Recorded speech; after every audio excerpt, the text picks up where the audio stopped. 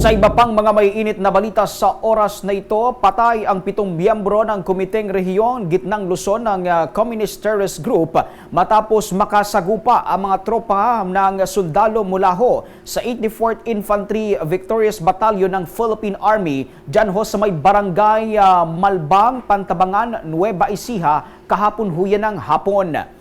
Ayon kay Lieutenant Colonel Gerald Reyes, ang tumatayong commanding officer ng 84th Infantry Battalion, na nagsagawa sila ng hot pursuit operation sa naturang barangay, partikular dyan ho sa barangay Abuyo Alfonso Castañeda, Nueva Vizcaya, sa pamamagitan niya ng aerial operation na sinundan naman ng combat operations.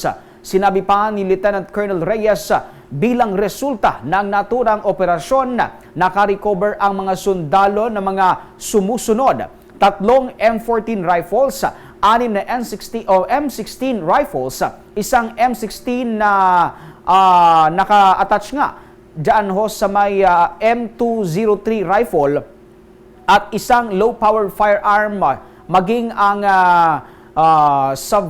subversive documents at mga personal na kagamitan dyan ho sa nangyaring site.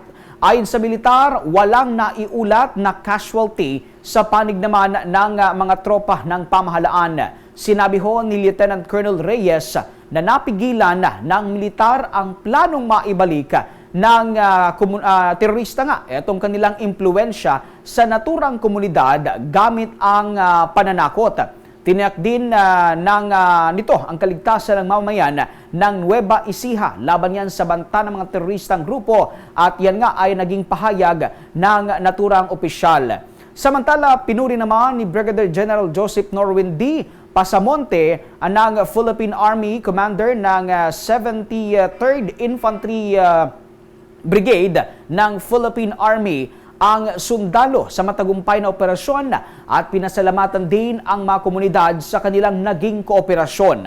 Nanawagan naman si Brigadier General Pasamonte sa mga komunista o terorista na sumuko na sa gobyerno at magbagong buhay.